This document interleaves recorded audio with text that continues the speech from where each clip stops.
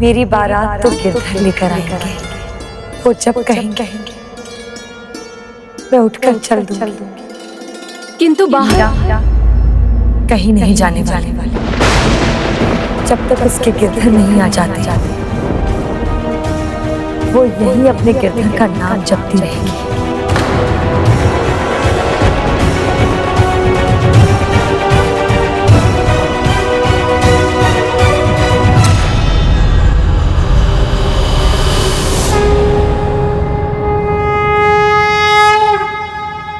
महारानी साहब, मीराबाई सा श्रृंगार नहीं कर रही हैं, बस जोगन बनी बैठी हैं। मुझे तो लगा था कि वो समझ गई होगी।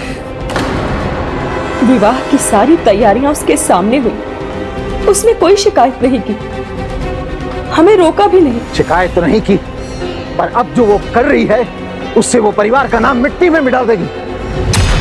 अनुज रतन, अब तुम्हें उसे समझाना होगा। जाओ उसे तैयार करो, साम दाम दंड भेद जो भी उपाय सफल वो करो। चाहे तो भावुक कर दो उसे, चाहे तो अपनी सौगंध दे दो, तभी समझेगी और मानेगी तुम्हारी मीरा।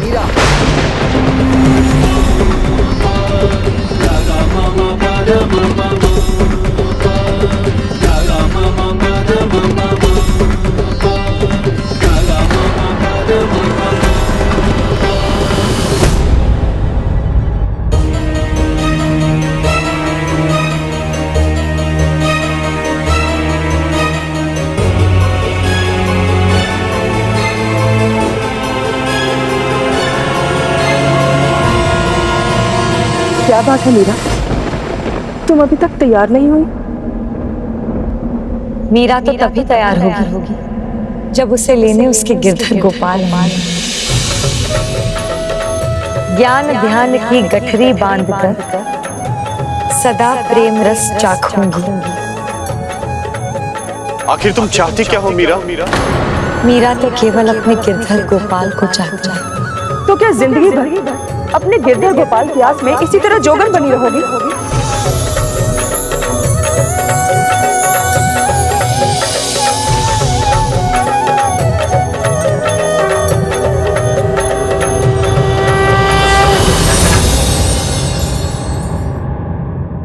हरि गुण गावत नाचूंजू, हरि गुण गावत नाचूंजू, अपने मंदिर में बैठ बैठ कर गीता भागवत बाचूंगी। ज्ञान ध्यान की गठरी बांधकर हरि संग में लागूंगी। मीरा के प्रभु गिरधर नागर सदा प्रेम रस चाखूंगी। मैं तो हरि गुण गावत नाचूंगी।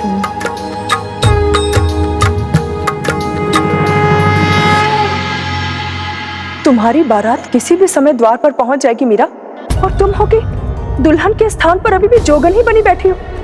लोक लाज, परिवार की आन बान, माता पिता का मान सम्मान, किसी भी बात की तुम्हें परवाह नहीं मीरा।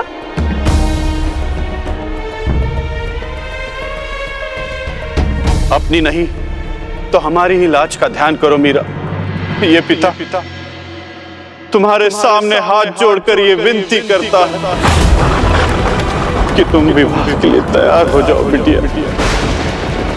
हाँ बिटिया, मान जाओ, नहीं तो ऐसी जगह हसाई होगी कि हमारा ही नहीं पुरखों का सम्मान भी मिट जाएगा। हाँ बिटिया, मान जाओ, बारात द्वार तक पहुंच चुकी है। यदि तुम सही समय पर दुल्हन बनकर नहीं आई तो इस राजघराने की इज्जत खाक में मिल जाएगी मीरा।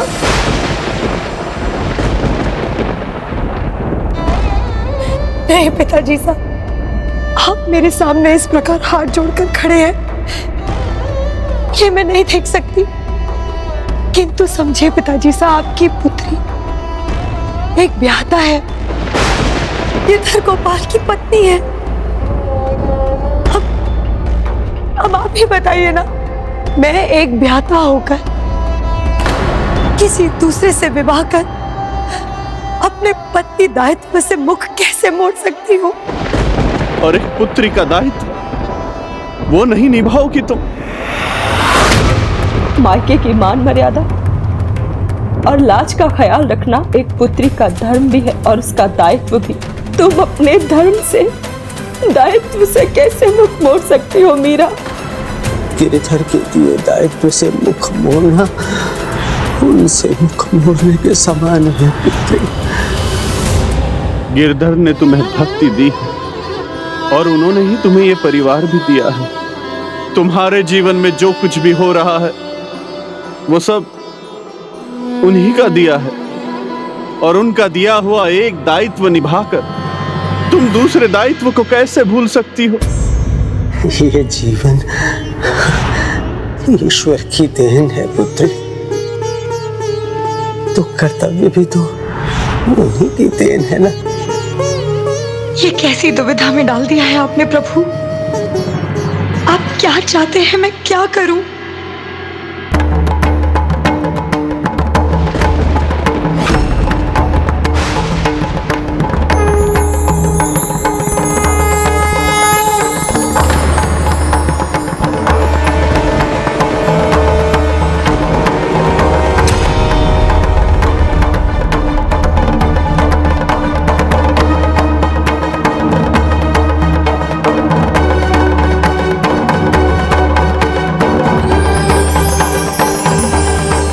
ये क्या प्रभु, आपकी दोनों बातें एक साथ सही कैसे हो सकती हैं? मैं आपके दोनों सुझाव एक साथ कैसे मान सकती हूँ? तुम्हारे प्रभु एक पुत्री को उसके माता पिता के प्रति कर्तव्य को नकारने के लिए कदापि नहीं कहेंगे। अब मैं क्या करूं? क्या प्रभु वास्तव में यही कह रहे हैं?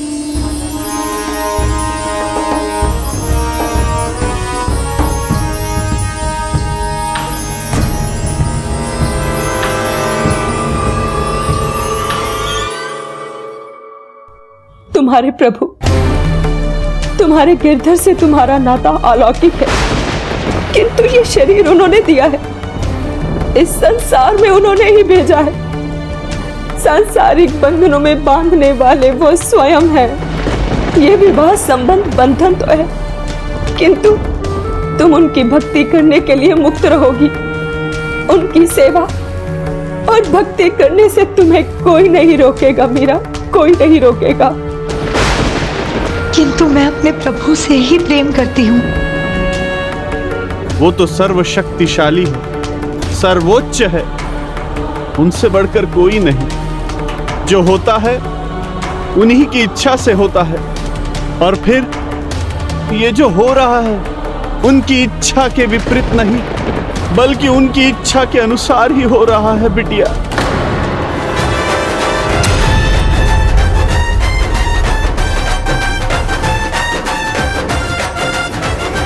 और आगे भी जो होगा उनकी इच्छा से ही होगा। मैं तुम्हारी जन्मदात्री हूँ, तुम्हें सौगंध देकर विवश नहीं करूंगी। तुमसे हाथ जोड़कर विनती करती हूँ, हमें विष दे दो, फिर जो इच्छा हो सो करना मीरा, फिर जो इच्छा हो सो करना मीरा। ये पगड़ी सबके सामने उछले, इससे पहले मैं ये पगड़ी तुम्हारे पैरों में रख देता हूं। अब इस पगड़ी की और इस पगड़ी के साथ हमारे खानदान की लाज तुम्हारे हाथ में है मीरा। अब तुम ही जानो कि तुम्हें क्या करना है। ये कैसी दुविधा में डाल दिया है आपने प्रभु। एक और माता पिता के प्रति मेरा दायित्व और दूसरी ओर आपके प्रति मेरा अटूट प्रेम। अब आप ही बताइए प्रभु, मैं क्या करूं? मेरा मार्गदर्शन कीजिए।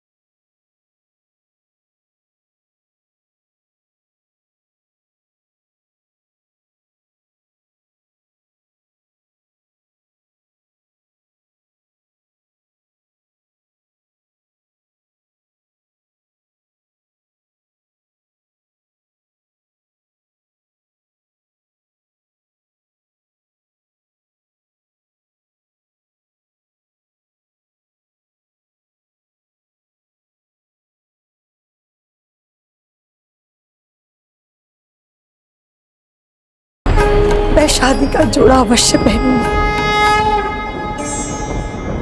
किंतु वो जोड़ा जो मेरे लिए द्वारका से आया है और प्रतिमा रूप में मेरे गिरधर गोपाल मेरे साथ चलेंगे। हम तुम्हारी सारी बातें मानेंगे मीरा, किंतु संसार के, समाज के कुछ नियम होते हैं जिनका पालन करना होता है। चित्तौड़ से शगुन के रूप में जो चुनरी आई है उसे तो पहन लो बिटिया।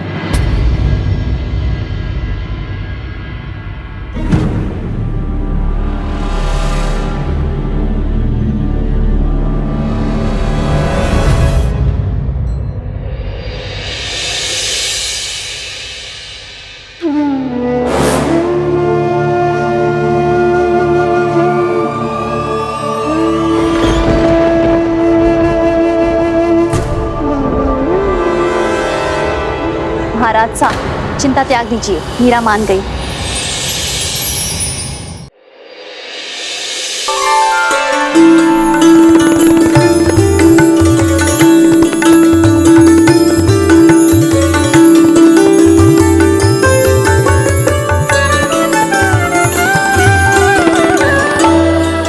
पधारिए कुंवर साहब, आपका स्वागत है। आइए। स्वागत है। पधारिए राजकुमारी उदाबाई साहब। बुआ साहब, हम कोई मेहमान थोड़ी हैं, अपने एक घर से दूसरे घर ही तो आए हैं। हमें किसी भी खास खातिरदारी की जरूरत नहीं है। हम तो बस भैया भोजराज के लिए मीराबाई साहब को लेने आए हैं।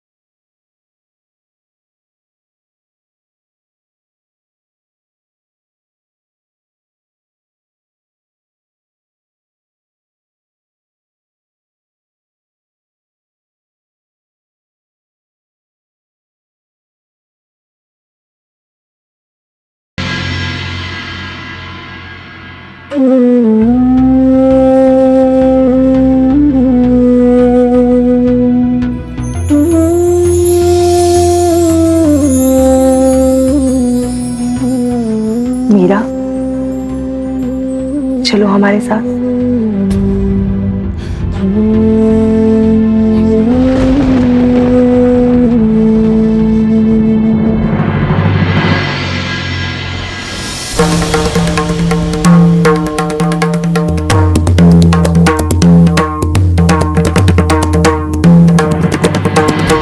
क्या हुआ मीरा, तुम रुक क्यों गई?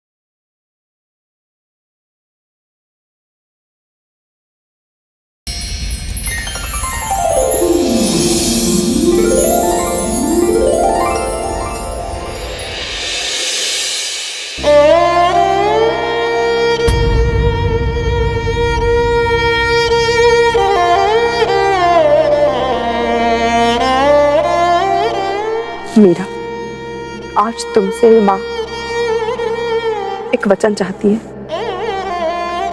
जैसे मैंने अपने ससुराल में मान मर्यादा का ध्यान रखा है, वैसे ही तुम भी रखना। वहां हमारा सिर न झुके। माँ, मैंने ऐसा कुछ नहीं किया जिससे आपका सर झुके, और वचन देती हूँ कि कभी झुकने भी नहीं दूंगी। किंतु अब आपको स्वीकारना होगा कि मेरा ससुराल तो द्वारका ही है।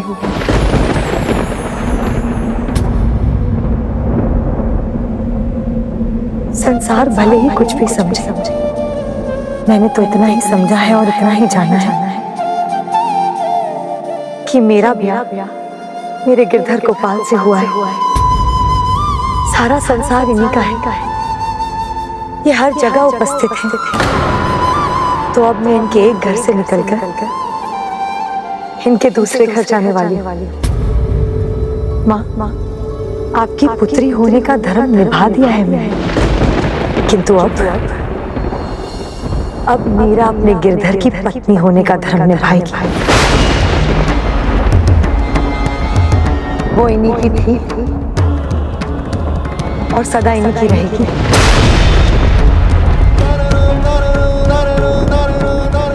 प्रणाम माँ।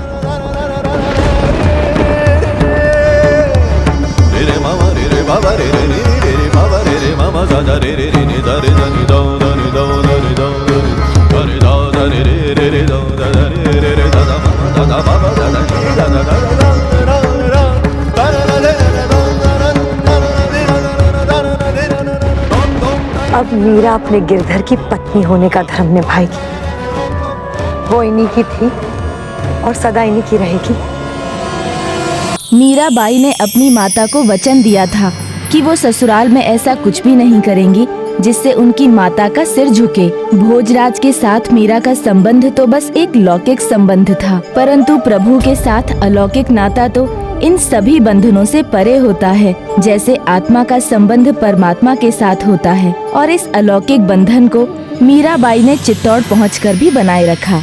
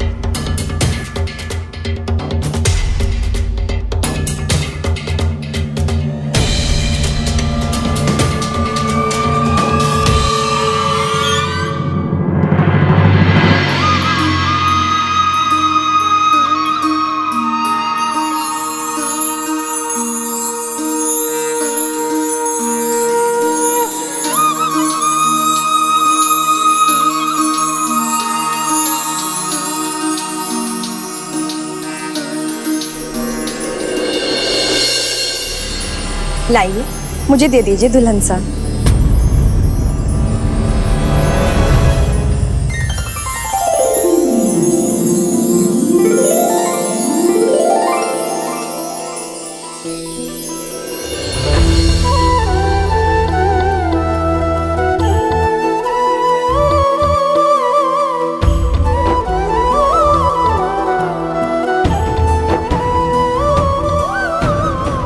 आइए भाभी साहब, स्वागत है आपका, पधारिए।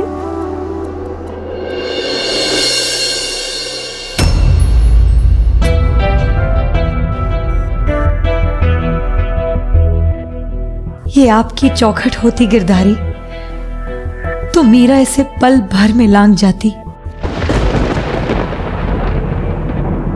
भाभी साहब, भगवान श्री कृष्ण के भक्त तो सभी जगहों पर हैं, हमारे यहाँ भी हैं। आपके साथ साथ आपके कान्हा जी का भी स्वागत है हमारे चित्तौड़ के राजमहल में। ये मेरे गिरधर गोपाल हैं।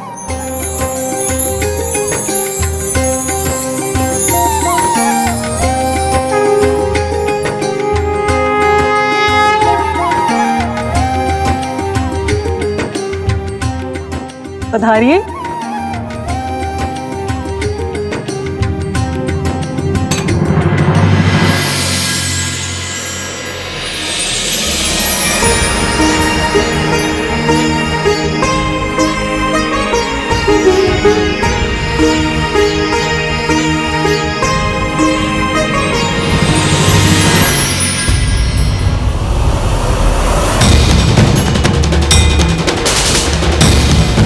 अपना सुहाग का जोड़ा स्वीकार कीजिए।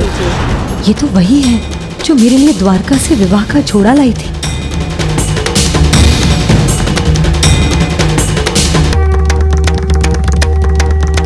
उदाबाईसा, नई अनीसा के मायके से उनका सारा सामान पहुंच चुका है। चंपा, ये मीरा बाईसा हैं। आज से तुम इनकी सेविका बनकर इन्हीं की सेवा में रहोगी। प्रणाम मीरा बाईसा।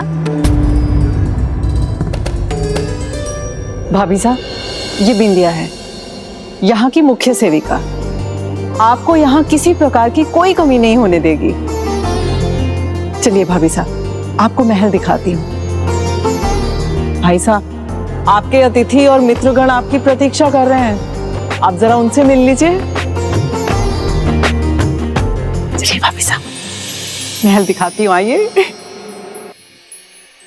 आइए आइए आइए, बधाई हो भोजराज। विवाह हो गया, किंतु इसका यह अर्थ नहीं है कि दोस्तों के लिए समय ना निकाल पाओ।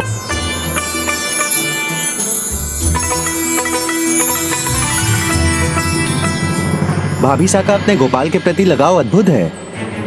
वो श्री कृष्ण की मूर्ति को अपने से अलग नहीं होने देती। कुछ अधिक आसक्त नहीं है वो गिरधर गोपाल के प्रति। ये गिरधर के प्रति उनकी भक्ति है, आसक्ति की अधिकता नहीं।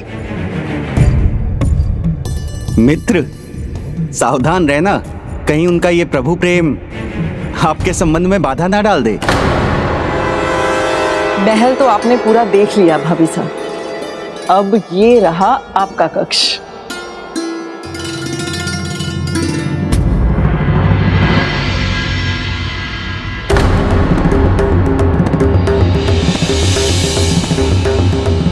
अब मीरा अपने गिरधर की पत्नी होने का धर्म निभाएगी। वो इन्हीं की थी और सदा इन्हीं की रहेगी। क्या हुआ भाभी साहब, कक्ष अच्छा नहीं लगा आपको? वो मेरे गिरधर गोपाल कहाँ रहेंगे? ये कैसा प्रश्न है भाभी साहब? इस महल में रहने वालों के मन में आपके गिरधर तो सदा से ही बसते हैं। सब कुछ इन्हीं का तो है। जहां गिरधर जी का मन हो अपना स्थान ग्रहण कर ले। किंतु मैं इन्हें अपने आप से दूर नहीं देखना चाहती। चिंतित क्यों होती है भाभी साहब? बिंदिया,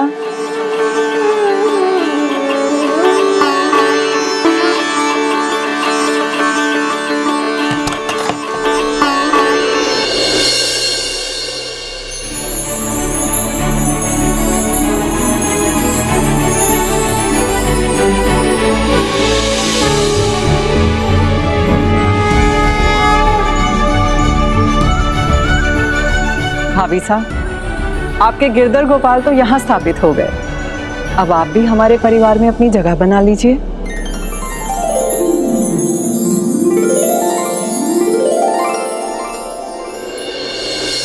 भाई साहब, छोटी मुंह बड़ी बात कह रही हूँ, पर क्या कहूँ, कहे बिना रह भी नहीं सकती। कुंवर सा कहीं दुल्हन के स्थान पर जोगन तो नहीं ले आए। चिंता मत करो बिंदिया, अभी अभी तो दुल्हन बनकर आई हैं भाभी साहब। अब चित्तौड़ के राजघराने की बहू रानी के लिए क्या आवश्यक है, ये उन्हें मैं सिखा दूंगी।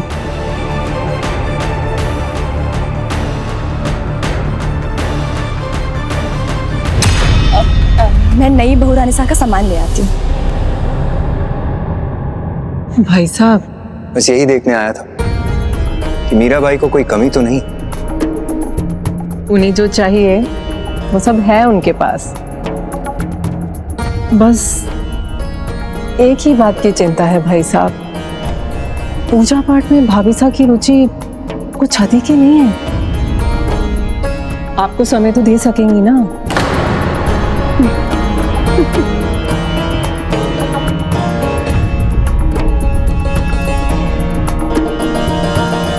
मैं जल लेके आती हूँ।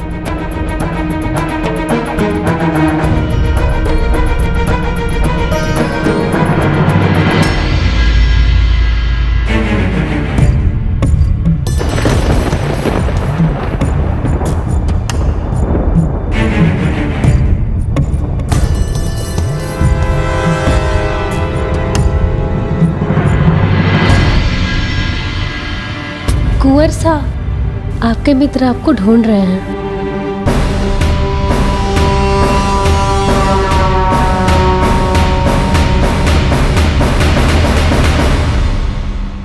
क्या हुआ बहू रानी सा? तुम क्यों पूछती हो? तुम तो मेरे बारे में सब जानती हो ना? मैं जानती हूँ। नहीं बहू रानी सा, मैं तो आज आपसे पहली बार मिली हूँ। पहली बार मिली है? मुझे तो आज पहली बार आपकी सेवा का अवसर मिला है, लेकिन आप चिंता ना करें, मैं धीरे धीरे सब जान लूंगी, आपको शिकायत का मौका नहीं दूंगी। मैं फूल लेके आती हूँ।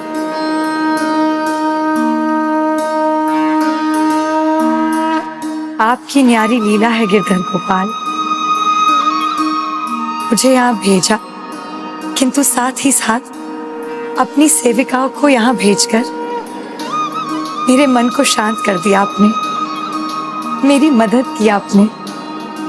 प्रेम जो करते हैं आप मुझसे, बस इसी प्रकार मेरे प्रेम की लाज रखिएगा प्रभु।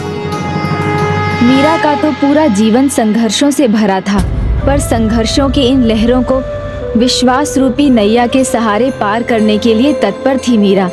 फिर भले ही उसके जीवन के इस पड़ाव में अब कठिन से कठिन चुनौतियां ही क्यों ना आने वाली थीं।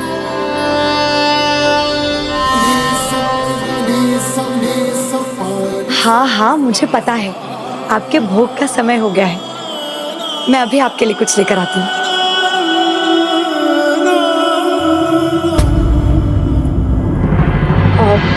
महल के रसोई घर कहाँ है? आप हमें आज्ञा दीजिए ना, हम ले आएंगे। आप कहें तो हम चंपा को बुला दें? नहीं नहीं, मुझे केवल रसोई का मार्ग बता दीजिए। धन्यवाद।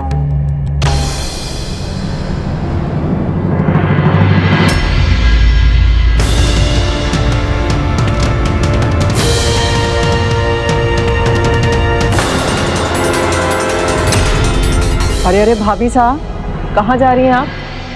रसोई में प्रवेश की पहली रस्म के पहले आप रसोई में नहीं जा सकती। वो बस कुछ ताजा भोजन लेना था मुझे। लगता है लंबी यात्रा करके आई है, तो नई बहू रानी साहब को भूख लग गई है। नहीं नहीं, ये मेरे लिए नहीं, ये तो मेरे स्वामी के लिए है। भाभी साहब, आपको यहाँ आए अभी कुछ ही घंटे हुए हैं और आप अभी से अपने स्वामी की सेवा में लग गई। बड़े भाग्यशाली हैं मेरे भाई साहब, जिन्हें आप जैसी पत्नी मिली है। बिंदिया, भाभी साहब को भाई साहब के सारे पसंदीदा व्यंजन परोस कर दो, जल्दी जाओ। जी नहीं।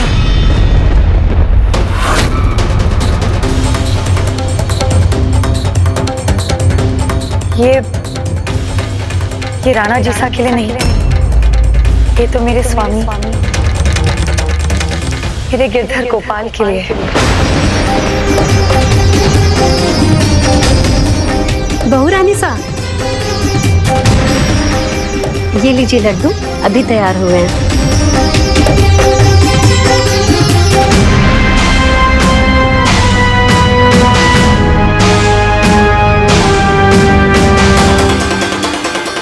बाईसा, फिर कहूंगी, छोटी मुंह बड़ी बात, पर भाभी सा को अभी संभालना होगा आपको, वरना आगे बड़ी मुश्किल ना हो जाए। ये देखिए गिरधर गोपाल, मैं आपके मनपसंद लड्डू लाई हूँ।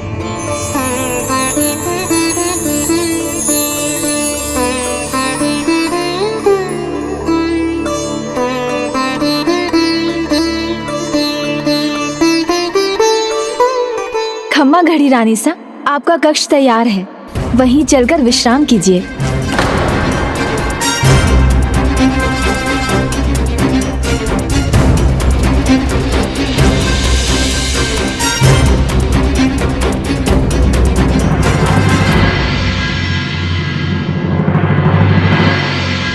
लगता है मायके में बेहद लाड प्यार मिला है भाभी सा को, इसीलिए तो इतने निर्दोष और निर्मल मन की है भाभी सा। अब ब्याह हो ही गया है तो ससुराल के दायित्व भी समझ जाएंगी, और अगर नहीं भी समझी तो हम समझाएंगे। तुम देखना, धीरे धीरे भाभी सा जोगन से चित्तौड़ की महारानी बन ही जाएंगी।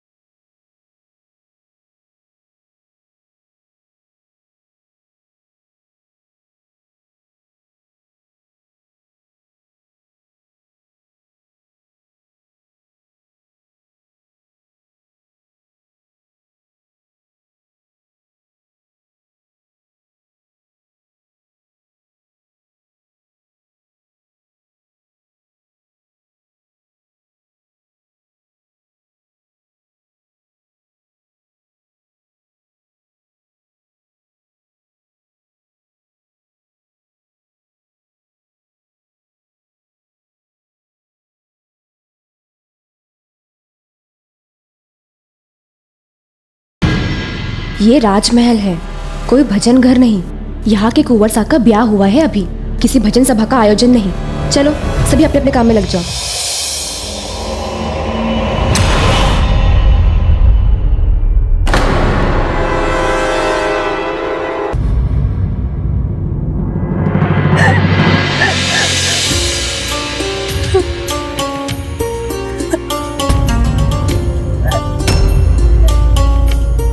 भाई साहब, भाभी साहब सिसकियां क्यों भर रही हैं? मायके की याद आ रही है क्या? या भाई साहब, कहीं ये विवाह भाभी साहब की इच्छा के विरुद्ध तो नहीं हुआ है ना? जो भी हो, अब उसे मैं दुखी नहीं देख सकता हूं। इनकी खुशी अब मेरी जिम्मेदारी है और मैं वचन लेता हूं, संसार की सारी खुशियां इनके आगे डाल दूंगा, इनकी झोली में खुशियों से भर दूंगा। लौकिक बंधनों से परे मेरा और आपका एक अलौकिक नाता है। जीना तो सिर्फ आप ही है प्रभु। राणा जी ये बात समझेंगे, तभी जानेंगे, मेरे सत्य को मानेंगे, और तभी मैं अपने भक्ति और अपने प्रेम के पथ पर चल सकूंगी। इनकी हर इच्छा को समझूंगा, उसे पूरा करने की कोशिश करूंगा। मेरी मदद कीजिए प्रभु, मेरी मदद कीजिए।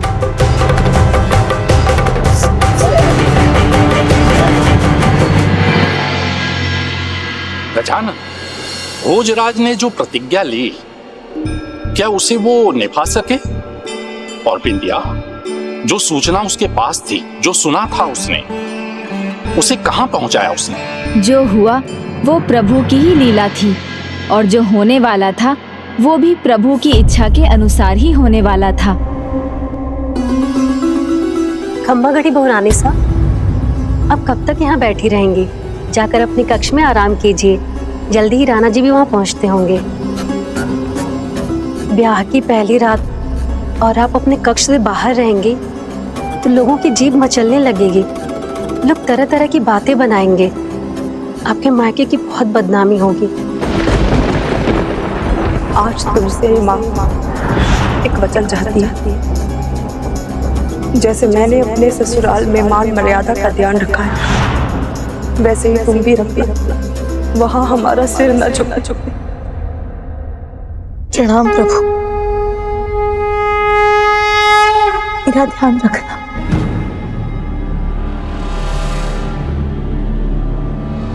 प्रभु से दूर होकर भी तो आप उनके पास ही रहेंगे ना, क्योंकि वो तो आपके मन में है, और जो मन में हो वो भला दूर कैसे हो सकता है?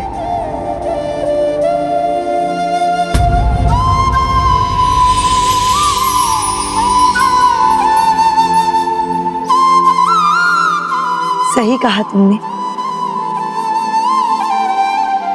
मेरे गिरधर गोपाल तो सदा मेरे साथ रहते हैं।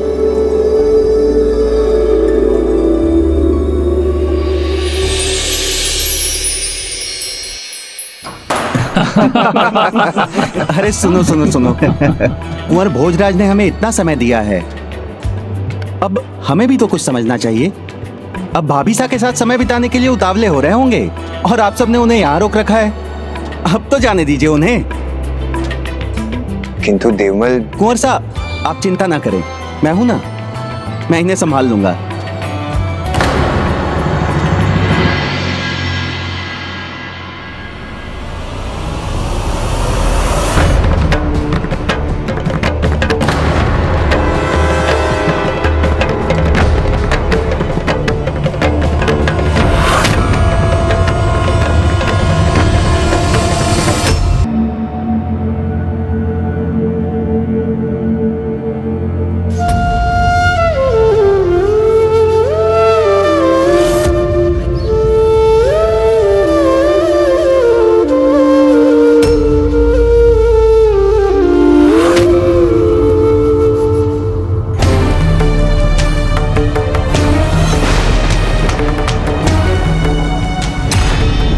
गिरधर गोपाल के पास नहीं है, यहाँ कक्ष में नहीं है, तो आखिर जा कहाँ सकती है मीरा बाई?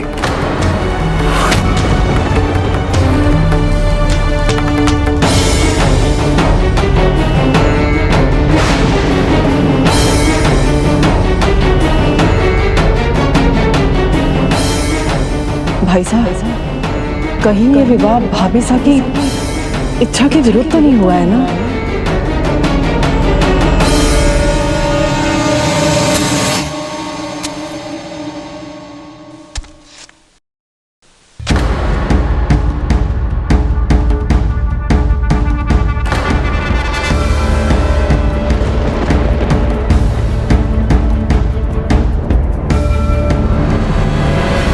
हमेशा इनके मुख पर अपने गिरधर गोपाल का ही नाम रहता है।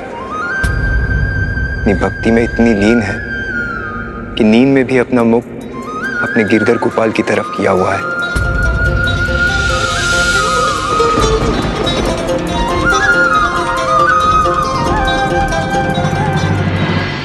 मेरा हृदय जानता है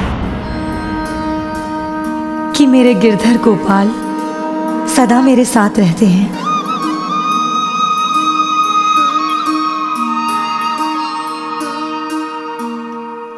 आपकी मीरा की लाज की डोर आपके हाथ में है और आपकी प्रेम की शक्ति मीरा के हाथ में है।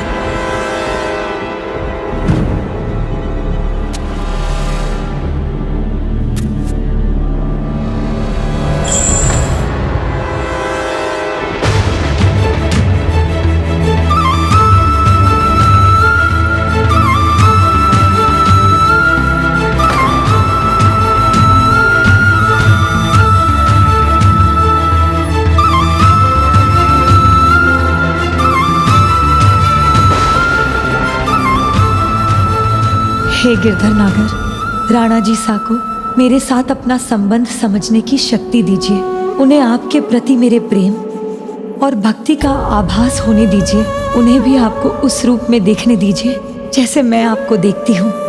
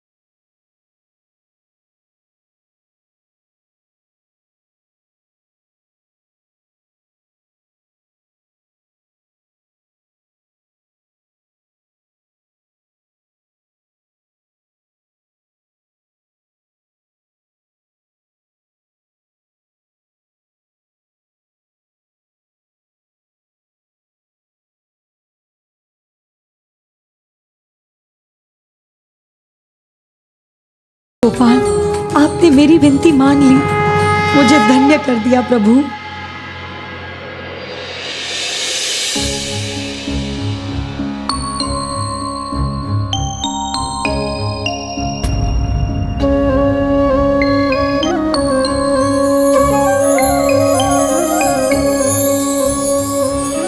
प्रभु की महान भक्त हो तुम मीराबाई। शायद इस राजमहल में मेरे जीवन में तुम्हारा आना इसलिए हुआ जिससे मुझे गिरधर गोपाल के अद्भुत दर्शन का लाभ मिल सके।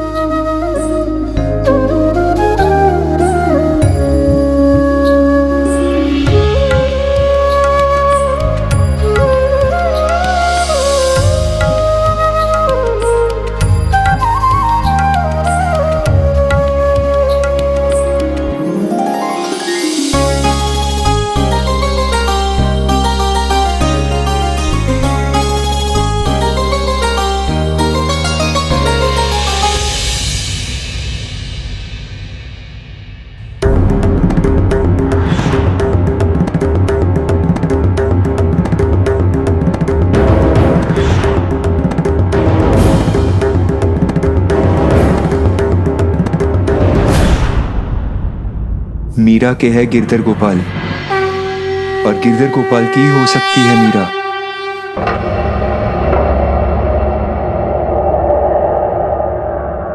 गजानन, जिसका आभास उन्हें हुआ था वो सत्य।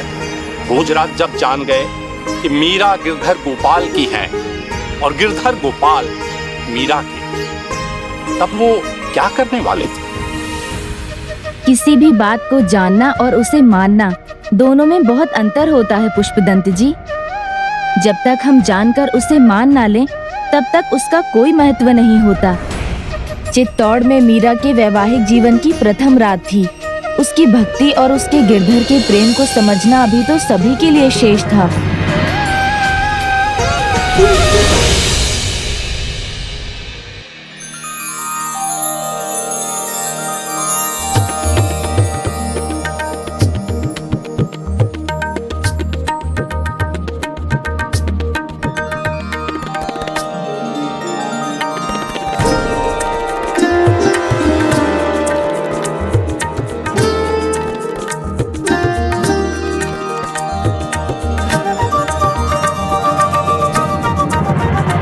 जल्दी कक्ष साफ करना चाहिए। हाँ।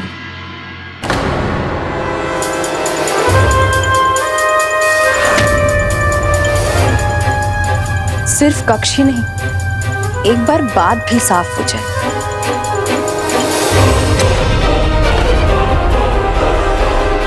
देखा, ये बिस्तर तो नीचे है और शैया पर एक ही और सलवट है। कुछ समझी चंपा? क्या?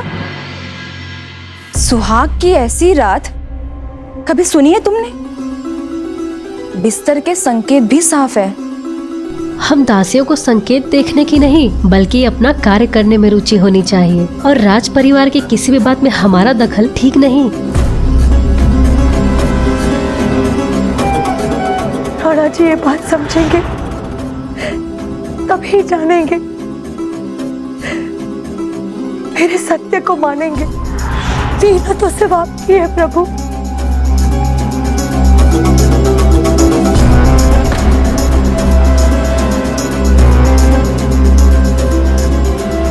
मुझे ये सब उदा पैसा को बताना चाहिए, फिर वो जो करना चाहे वो उनकी इच्छा।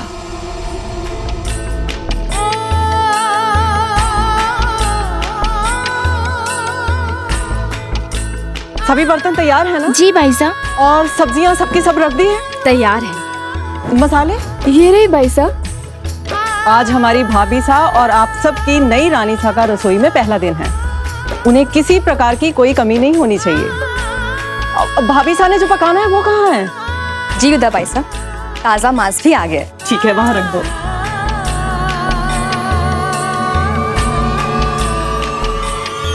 भाई साहब, एक बात बतानी है आपको। अभी नहीं बिंदिया, बाद में। भाई साहब, एक जरूरी बात है। बिंदिया, भाभी सा की आज रसोई में पहली रस्म है, इससे ज्यादा जरूरी क्या हो सकता है भला? लेकिन भाभी सा है कहाँ? उन्हें भी तो यहाँ होना चाहिए ना? वो तो वही है जहाँ उन्हें होना चाहिए, अपने स्वामी के साथ है।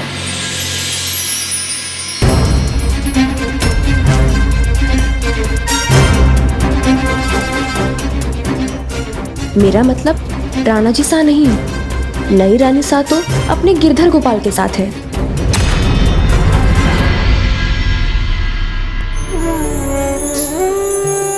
प्रेम का उत्तर तो प्रेम ही होता है ना प्रभु। कल आपने प्रेम बरसाया, आज मेरी बारी है। आज मेरी पहली रसोई है और उसमें बने सारे पकवान मैं सबसे पहले आकर आपको खिलाऊंगी। अरे भाई साहब, थोड़ी प्रतीक्षा कीजिए। आज भाभी साहब अपने हाथों से आपका प्रिय शाही मांसाहारी भोजन बनाएंगी, किंतु लगता है आप उन्हें भोजन बनाते हुए अपनी आंखों से देखना चाहते हैं। नहीं नहीं बहन, ऐसी बात नहीं है। विमल अभी अभी पिताजी साहब का संदेश लाया है। हमें संधि वार्ता के लिए पड़ोसी राज्य में जाना है। राणा जी साहब, सूर्यास्त के पहले ही हमें निकलना होगा। फिर तो हमें रसोई की रस्म में बिल्कुल देरी नहीं करनी चाहिए।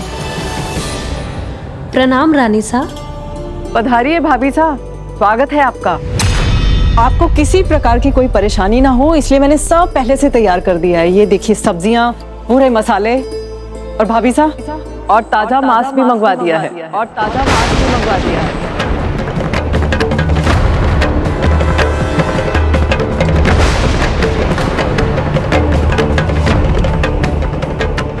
भाभी साहब, आप तो मांस को देखकर ही परेशान हो गई, तो मांसाहारी भोजन कैसे पकाएंगी आप? मैं मांसाहारी भोजन नहीं पका सकती।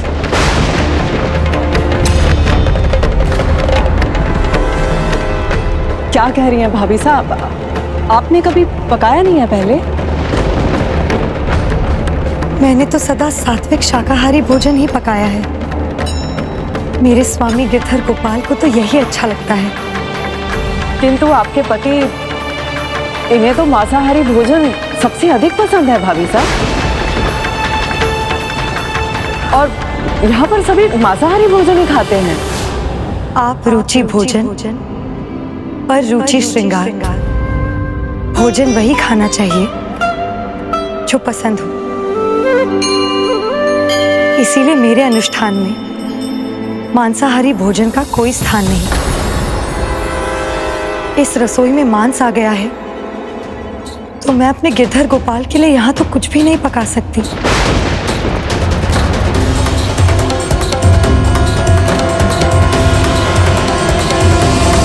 भाभी साहब, जितना महत्व आप अपने अनुष्ठान को देती हैं ना, उतना ही महत्व हम अपने रीति रिवाजों को भी देते हैं और उन्हें मानने से आप मना नहीं कर सकती। देखिए भाभी साहब, नई बहुरानी की पहली रसोई की रस्म तो आपको निभानी ही पड़ेगी। सभी आपके हाथों का स्वादिष्ट भोजन चखने के लिए प्रतीक्षा कर रहे हैं भाभी साहब। आप चिंता क्यों करती हैं भाभी साहब? मैं हूं ना, मैं आपकी मदद करूंगी। मांस को रसोई से बाहर ले जाइए। मांस को रसोई से बाहर ले जाइए।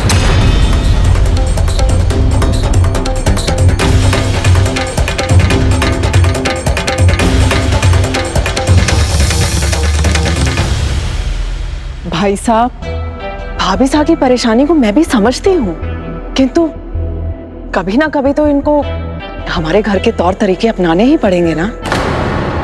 मीरा की इच्छा का सम्मान भी हमें करना चाहिए। आखिर ये इनकी पहली रसोई है। किंतु भाई साहब, आपको तो मांस जो इन्हें आता है पकाने दीजिए। हो सकता है ये जो पकाए वही मेरी पसंद का भोजन हो जाए।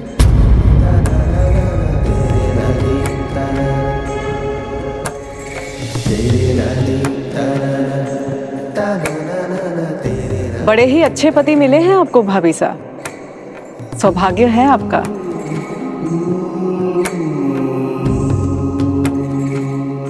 अब तो आपको कोई परेशानी नहीं है ना? मुझे सब कुछ धोना है, पूरी रसोई साफ करनी है, तभी तो मैं अपने गिरधर गोपाल के लिए भोग पका सकूंगी।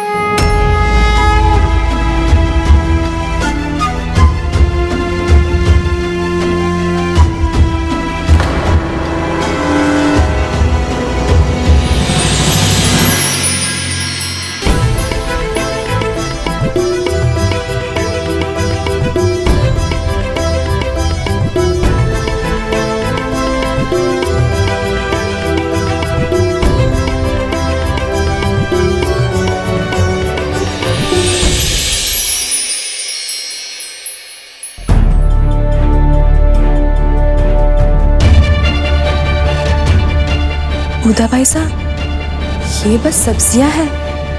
राणा सा और आपको ये सादा भोजन कैसे अच्छा लगेगा?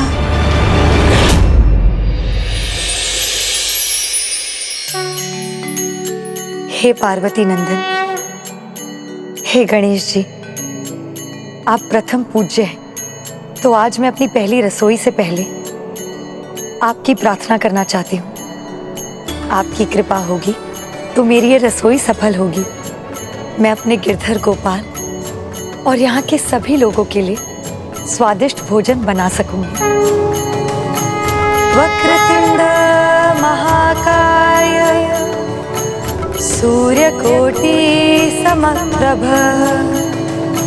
निर्विघ्नं कुरु मे देव सर्वकार्येषु सर्वदा।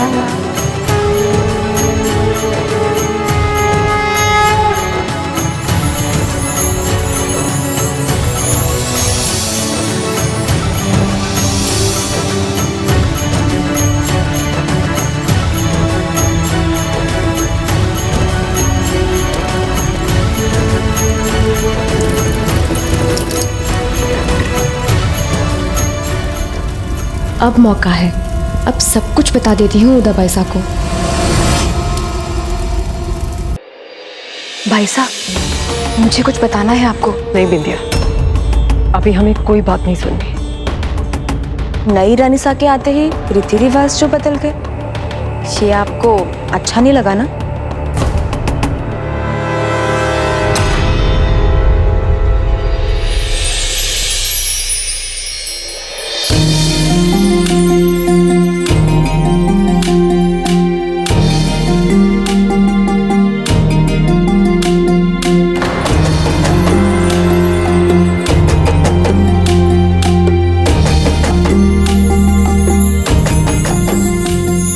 भोजन की सुगंध तो बहुत ही अच्छी है।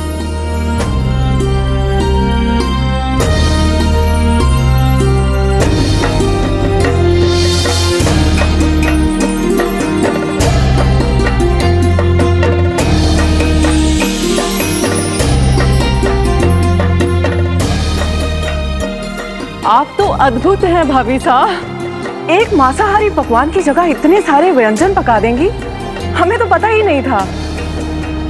भाभी साहब, देखने से और खुशबू से तो बहुत स्वादिष्ट लग रहा है। इसे तो खाने में भी बहुत आनंद आएगा।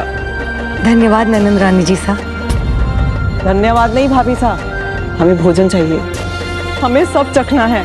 और सबसे पहले तो हम ये खीर चखेंगे। नहीं उदा भाई साहब,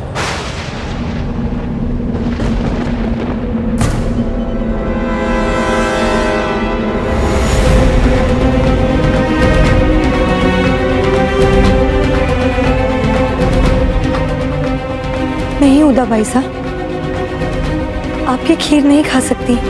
क्यों नहीं खा सकती भाभी साहब? कुछ छूट गया है आपसे? मीठा कम है, मेवा नहीं है, क्यों नहीं खा सकती भाभी साहब? सब तो है। नहीं भाई साहब, इसमें सब कुछ ठीक है। फिर चटनी से मना क्यों किया? क्योंकि मैंने अभी तक अपने गिरधर गोपाल को भोग नहीं चढ़ाया ना।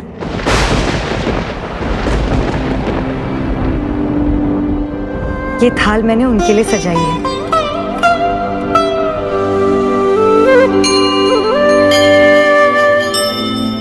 उदा बहन, माँ साहब हमेशा सबसे पहले भगवान को ही भोग लगाती है। लगता है मीरा को इस घर का ये रिवाज पता है।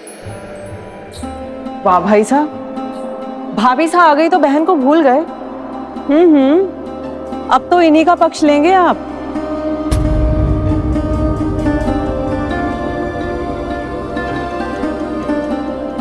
ठीक है भाभी साहब, आप भगवान को जल्दी भोग चढ़ा दीजिए, हमें तो बहुत भूख लगी है। और भाई साहब के बाहर जाने के पहले आपको उनका तिलक भी करना है। जाइए।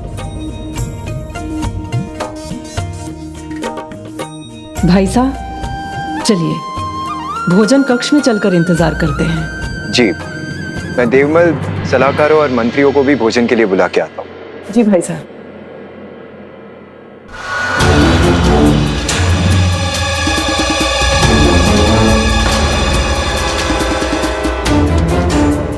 भाई साहब, छोटी मुंह बड़ी बात कह रही हूँ, पर बात भी तो सही है। दुल्हन जब नए घर आती है तो वो वहां के तौर तरीके सीखती है, ना कि अपने तौर तरीके सीखती है। पर यहाँ तो उल्टा ही हो रहा है। कोई बात नहीं बिंदिया, जब तक इससे हमारे परिवार की आन बान शान पर कोई असर नहीं पड़ता, हमें कोई फर्क नहीं पड़ता। परंतु अगर कभी भाभी साहब के कारण बात हमारे परिवार की आन बान पर बनाई तो हम चुप नहीं बैठेंगे। पर राणा जी साहब ने अगर उनका साथ दिया भाई साहब ने, तो उन्हें मुझसे टकराना होगा, क्योंकि ऐसी परिस्थिति में मैं मीरा बाई साहब का साथ नहीं दूंगी।